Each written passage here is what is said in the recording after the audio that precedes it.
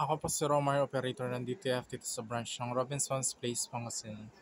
Nagamit po ito ng 7 araw na may total of 105 pieces ng A4.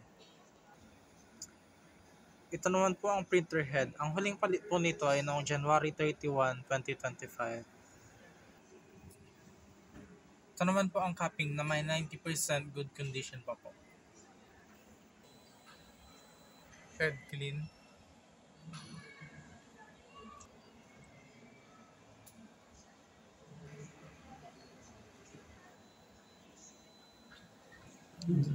Punasan ng wiper after ng head clean.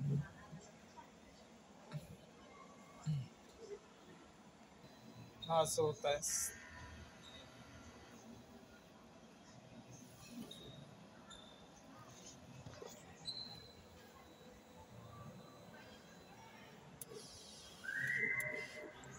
Okay naman po yung output.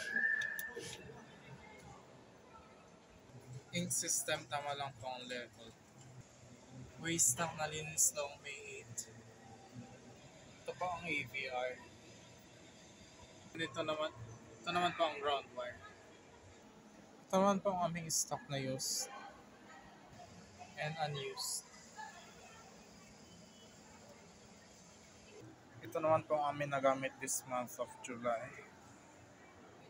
Daily output and daily checklist.